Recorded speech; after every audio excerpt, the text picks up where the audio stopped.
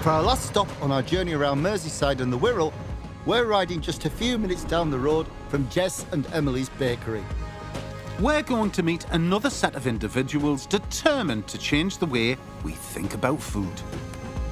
Jens and Paul have been running Greens for Good, their sustainable, hydroponic, vertical farm for the last 4 years, right in the heart of the city centre here in Liverpool. This is farming, but not as we know it.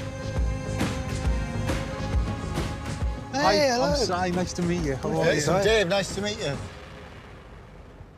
This is our butterhead lettuce that we're growing in the vertical farm indoors. But it's the most perfect butterhead lettuce. Isn't it beautiful? It's still alive as well. Still got the roots on, so that's still growing. About as fresh as you can get. From their unusual indoor farm, Jens and Paul supply customers around the city with weekly lettuce boxes. So theoretically, you could buy it, eat 2 and grow 1. Yeah, you could, yeah. Is your background farming or horticulture?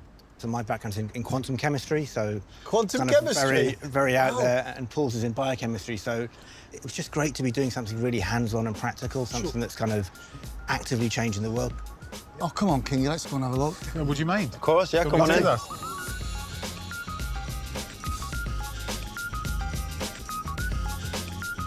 It's more like a nightclub than a farm. Oh, this is amazing. Apart from the produce, it is absolutely beautiful place. It's a kind of hybrid of like the organic, the natural, but then the super high-tech as well. So it seems like a laboratory, but actually the ethos underneath it is organic, sustainable. So what exactly is hydroponic farming? Yeah, so hydroponics is essentially growing plants in water.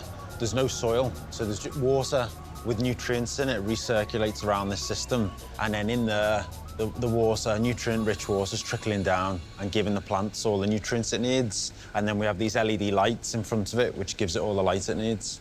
And then vertical farming just means we're growing upwards instead of horizontally. Yeah.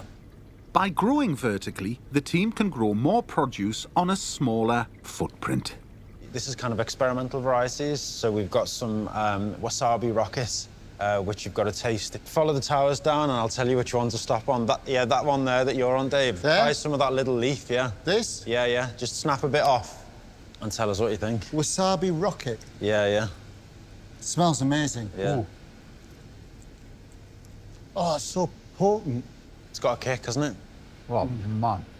And the over on this side, these are the kind of the whole head, the living lettuce. So we harvest these with the roots still on, and that's what goes out in the boxes. It's like an art installation, isn't it?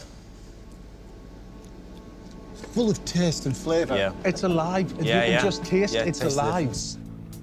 As well as their weekly lettuce boxes, their hydroponic farm also donate 50% of their produce to local food banks and charities. Do you know what I'm surprised at? I'm surprised at the scale. From this footprint, we can produce, I mean, just from this, we can produce about 700 lettuce a week. Really? Quite easily. And we're about 100 times more efficient than conventional agriculture because of the fact we can grow year-round, we can grow vertically, we grow about 2 to 3 times as fast. So these are kind of incredibly productive food factories. This might look like something out of a sci-fi film, but the potential opportunities for producing food in this way are off the scale, mate, don't you think? We just got awarded a large research grant in collaboration with Alder Hey Children's Hospital. So we'll be developing ultra-nutritious greens, and that'll be green prescribed to families and patients as a preventative medicine, so food as medicine. I don't know, I've seen the future and I like it, Kingy. I do. We talk about, regenerative agriculture going hand in hand with this kind of higher tech agriculture. So this allows us to take the pressure off the land, rewild land, let the soil recover, so we can grow not all crops, but some crops in this way. With no soil in sight, I'm intrigued to see how these plants start their life. We grow them in these little plugs. So a seed goes in there, and then we're trying to kind of emulate the conditions that are natural conditions as much as possible. So they go into this chamber here, which is just, it's dark and moist. So it's like they've gone into soil, and that kind of prompts them to germinate. So they'll stay there for about 36 hours. Then we pop them here, and kind of for a week they're here getting going. Whilst the bulk of the growing here is by hydroponics, The team also use another innovative growing technique called aeroponics. This is Seb, and he's in Hi, charge Seb. of our Dave. aeroponic system. Nice to meet you. Nice to so meet you, yes, mate. so aeroponics, very similar concept to hydroponics. The still water does some of the job, but air also does some of the job. So in this case, the roots of the plants are suspended in the air, and they receive this shower of nutrients. By growing in this way, the roots can be given high levels of oxygen, meaning the plants grow at a much faster rate. In here, we have, I focus mainly on some microherbs. So in here, I have some micro coriander. Do you want to give it a try? Absolutely. Absolutely. So it adds a larger, even aroma to it. Oh, it's potent. Yeah, very. Oh, yeah. Oh, man, that's unbelievable. Yes. The power of technology allows us to create those flavors. But the thing is that it's just, it actually, the power of it is that beautiful balance between human ingenuity and Mother Nature. Yeah. That's the essence of it all, Yeah. and that's what you're harvesting, aren't Yeah, you? That 100%. balance. It's about being efficient. We know that the planet is not going to grow. We just have what we have. Yeah. So with what we have, we need to be efficient. And this is what efficiency might look like.